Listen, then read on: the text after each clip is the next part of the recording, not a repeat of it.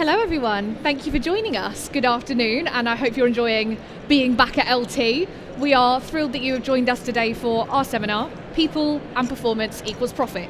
How can you revolutionise skills development to drive business growth? To give you a brief introduction to myself, I am Courtice and I am a performance consultant at Saffron. During my time in the industry, I've worked within organisations of all different shapes and sizes, from large global mining organisations to not-for-profits, and over that time I've really developed a passion for putting performance at the heart of what we do and how we deliver performance with organisations. At Saffron Interactive. Prior to leading Saffron, it's about 13 years ago now, I was a partner in consulting firms and have also held global roles at BP and regional roles at Lend-Lease. So that's my background. All right. So before we really get going, let's give you a little bit of a reminder about what we're going to cover over the next 20 or so minutes.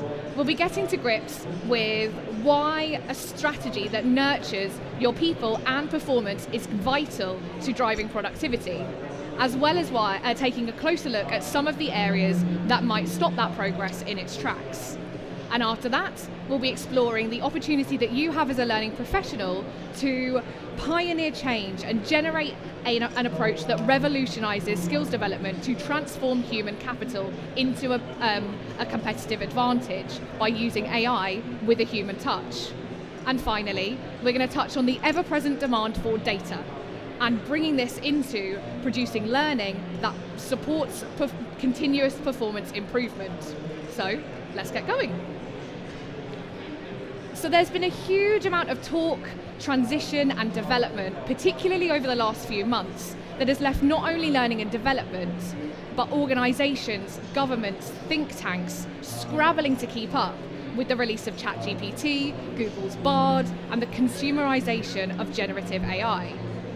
But in reality, the issues that we're facing run much deeper than that, and we're in the midst of several huge challenges that impact businesses, they impact society at large, and our own individual personal lives as well. So to start off, national productivity is in decline. According to recent Office for National Statistics data, not only are we continuing to fall in terms of productivity, we've actually almost hit rock bottom. So we are seriously lagging behind our peers. And the 2023 data shows that Britain have actually got the second lowest productivity in all of the G7. And in addition, in the UK, employer investment in training has also fallen by 28% since 2005. And we're currently sitting at less than 50% of a typical EU employer. So to sit alongside this and add another kettle of fish, on average, employee turnover rates have increased by 8.7% since 2019 and are estimated to increase even more over 2023, with a predicted 35.6% turnover rate in the UK. And so with businesses struggling to keep pace and seemingly not investing in training opportunities, we're going to continue that cycle of staff not meeting potential, lower resilience overall, and ultimately stalling financial growth. And alongside this, each individual is also facing their own uncertainty. There's redundancies, there's changing job roles and responsibilities. Nobody really knows what the future holds, and neither do businesses.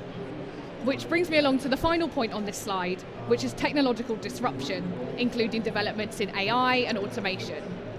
So in 2022, Workday actually found that 58% of business leaders thought that digital transformation had slowed, or they saw it slowing from where it was in 2020. However, we're now in 2023, things have changed a little bit, and it's back definitely on the top of the CEO's agenda. So in PwC's most recent CEO survey, they found that 86% of businesses are investing in automating processes, and that 77% of businesses are investing in deploying advanced technologies, so things like AI and cloud. So what these stats indicate is an urgency and a picking up the pace of digital transformation, but not necessarily in learning at all.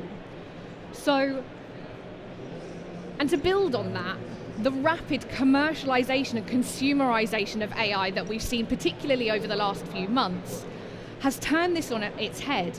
We are rapidly trying to keep pace with the change, but also anticipate and remain one step ahead in order to address challenges before they appear. But there's actually two people who are going to articulate this far better than I can. So I'm just going to show a short clip from Google's Sundar Pichai and James Manika talking about Google's answer to ChatGPT, Bard, and give a little bit of an insight into the depth of the challenge that we're facing.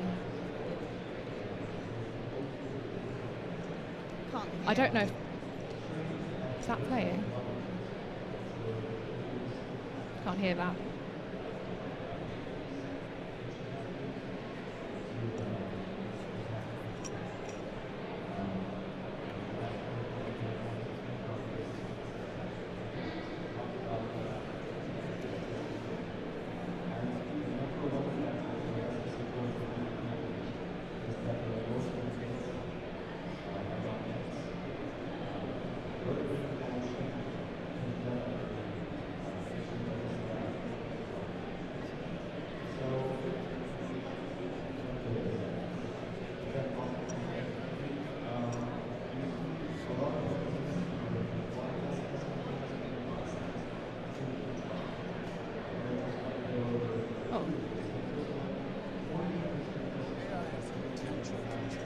Is that, many ways in you which hear we've that? thought about society, about Can you hear what it? we're able to do, the problems we can solve.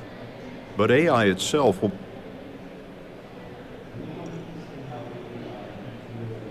AI has the potential to change many ways in which we've thought about society, about what we're able to do, the problems we can solve.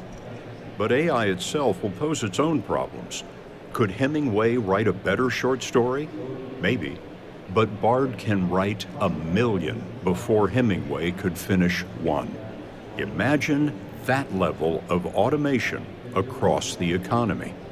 A lot of people can be replaced by this technology. Yes, there are some job occupations that will start to decline over time. There are also new job categories that will grow over time. But the biggest change will be the jobs that will be changed. Something like more than 2/3 will have their definitions change, not go away, but change, because they're now being assisted by AI and by automation. So this is a profound change, which has implications for skills. How do we assist people build new skills, learn to work alongside machines, and how do these complement what people do today? This is going to impact every product across every company, and so that's why I think it's a very, very profound technology, and so we are just in early days. Every product in every company. That's right. So that's pretty impactful and a statement. Hopefully you heard it eventually. So what can we take from their comments, really? Well, I think what is clear is that the AI revolution is happening and it's accelerating. AI is here and it's consumerized. The only real question now is how a business is going to respond. The world of work is absolutely transforming before our eyes. We can't change it, but we can change how we respond to it. And we've got an opportunity to leverage this change, this chance to innovate, be creative, and find new opportunities for growth. And at the heart of that revolution is people, or at least they should be. We need a multi-skilled workforce that can cope, they can adapt, they can thrive in the face of rapid change, and companies that have got an infrastructure that is in place to facilitate that development for their people. AI has the potential. So where are we now as a result of these continued changes? Well, there was some recent research published by Lloyds Bank and Future.now that cited that over 35% of the UK workforce currently cannot use productivity tools to improve their own productivity. So these are simple things like Office, MS Teams, Slack. It's extremely worrying, really, because they aren't complex tools. They aren't complex tasks. They really are the essential basics of operating on a daily basis in the workplace.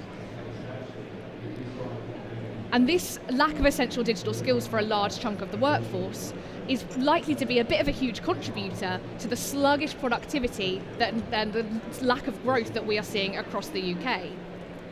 And building on that, according to the McKinsey Global Institute, over 67% of organisations aren't currently maximising their people and their performance, which is putting businesses seriously at risk, as if productivity goes down, so does individual and business performance. So in order to tackle the productivity, performance and business growth challenge that we are facing, something needs to be done. And I think that answer lies in upskilling our people. So we need to develop strategies that enable our businesses to prioritise and maximise both of these elements. So supporting our people through adapting and personalising the employee experience to suit the needs of the modern workplace, and through driving productivity through tools and infrastructure and targeted development that enables our people to acquire the skills they need to operate at peak performance and acquire them quickly. So is this possible to achieve, and what is the measurable impact of doing so? And ultimately, is developing a strategy that hits these markers worth the investment? Let's find out. So to showcase the all-important results of the people plus performance equals profit formula, I'm just going to quickly introduce you to some McKinsey research that they developed. So the research analysed 1,800 large companies across 15 countries in all different sectors, sorting them into 4 categories based on markers of human capital development and financial performance. And these categories were people and performance winners, they were performance-driven companies, they were people-focused companies, and they were typical performers. They're relatively straightforward. P&P winners were able to excel on both dimensions. They averaged high economic profit and returns on invested capital. Similar to firms in the second category, the performance-driven organisations, but P&P winners were likely to put more emphasis on talent with a higher share of internal role moves and more investment in training for their employees. And then members of the third group, people-focused companies, they emphasise talent development, but they aren't really able to equate that to direct financial growth or financial performance. And then the fourth category is typical performers, and they don't really stand out or have a strategy that focuses on either people or performance. So if you don't mind sort of getting involved and raising your hand, maybe we can see if people think they're in one of these categories. Does anyone think they're a P&P winner? No, nobody's confident in saying they're a P&P winner. Are people performance focused at their organisations, do we think? More, yeah, we've got a hand there, yeah. More performance. Anyone sort of people focused? We're in the L&D, so it might very well be that we think we're people focused, yeah. Is anyone a typical performer? They think neither? Yeah. And then does anyone, haven't got a clue, wouldn't want to say. Yeah. Alrighty, so it's interesting to see. So now we kind of know where we are as people. Let's really hammer home why some of the P&P organisations really are the cream of the crop and why we should aspire to be like a P&P winner. What's clear to see is that P&P winners excel in all areas of the spectrum, especially when compared to typical performers. They manage to strike a key balance between creating opportunities for their people to develop their skills whilst consistently achieving financial performance. So earlier we saw a clear decline in the investment of employers into training opportunities for the workforce. Yet, P&P winners average at 74 hours of annual training per employee at their organisations. So it's clear that some employers are investing into giving their training opportunities for their employees and are reaping the results. So you can see here that they've managed to achieve 4.3 times more likely to maintain top-tier financial performance, and they've been able to grow their revenue 2 times faster than their peers, even whilst navigating the turbulent pandemic and post-pandemic landscape. So I think what we've kind of showcased here is that it's not really a question. People and performance does equal profit, but it also brings a plethora of additional benefits to an organisation's culture. But the question is, whilst it's a simple formula, how do we achieve it? So I'm going to hand over to my colleague Noorie, who's going to hopefully help. So in terms of can everyone hear me? Yeah? Okay, great. In terms of the secret formula, I think in terms of employee experience, when we kind of said up at the front of this that you guys are not investing enough training, I think a lot of people would say, well, actually, we've got a lot of training, we've got a lot of content, we've got lots and lots of resources. And the trouble with that is that employees have this cognitive overload. They don't actually know where to go. There's so much of it. And what that does is stop action. It stops people from taking that first step to action, because it's just like, where do I start? You know, there's that fear factor of even starting. So we've got to make things frictionless. We've got to make adoption easier. And by having a personalised skills development pathways, that really provides direction. But you've got to do this at scale within the whole organisation. How do you do that? And it's got to be fast, hasn't it? With the way that things are moving. How do you actually do that? And at the same time, you've got to align with business goals, but business goals at the moment are a little bit unsure, given the onslaught of what's happening over the last 3 to 4 months. And we know that there is going to be change and transformation happening in every single company. Going on from that, we've got to find a formula that has the whole company aligned and committed to a, if you like, a coaching environment, a learning environment. And that's got to also be communicated to individuals so they know where their place is and what they're supposed to be doing to upskill themselves, because it's got to be a two-way thing, because just providing things doesn't seem to work, does it? And then more of that, you need to be able to measure how people are performing, how they're learning, how they're upskilling themselves, because that then provides you with the data to either go and get more budget, go and get the right materials, go and get the right elements that are going to push that productivity upwards. So, sounds like a tall order. And can we actually use technology to actually be able to scale this? And everyone's been talking about, obviously, ChatGPT or Bard to be able to try and enable this. There's a little bit of a warning sign there, and I'd like you to play this from Google's own CEO and what he says about ChatGPT and those kind of large language models. Some AI systems are teaching themselves skills that they weren't expected to have. How this happens is not well understood. For example, one Google AI program adapted on its own after it was prompted in the language of Bangladesh, which it was not trained to know. We discovered that with very few amounts of prompting in Bengali, it can now translate all of Bengali. So now all of a sudden, we now have a research effort where we're now trying to get to 1,000 languages. There is an aspect of this which we call, all of us in the field call it as a black box.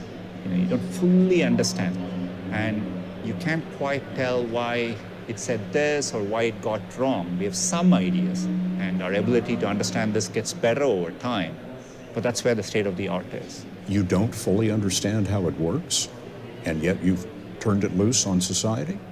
Let me put it this way. I don't think we fully understand how a human mind works even.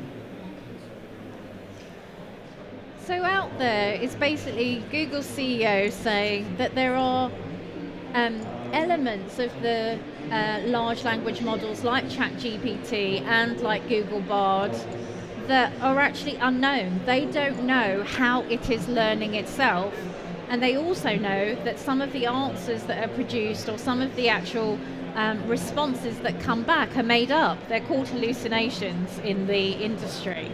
And there's this whole black box where there is the unknown. So the machine learning that's actually incorporated, they don't know how it works. All right, these are the people that developed the technology, don't know how it works. But we know that we've got to use a safe and efficient way of scaling and using technology to enable skills upliftment and upskilling, reskilling. So what's the answer? Well, we'd like to introduce you to Ada, which is an AI coach, and just want to play a show reel for you that actually explains how individuals can be taken on a mentored journey using AI.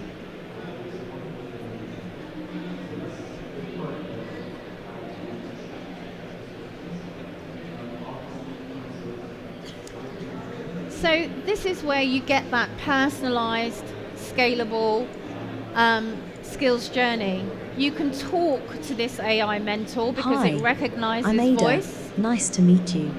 It would be great to work with you. Thanks And- for choosing me as your coach. I'll be on hand whenever you need me. I'll also keep you on track, reminding you about the actions you've set yourself and support you all the way to achieving your goals. So what it does is take you on a reflective conversation First things first. to actually assess what your own skills are, what your barriers and challenges might be on an individual basis, and it feels as if you are talking to your mentor here because it does recognize voice, as I said.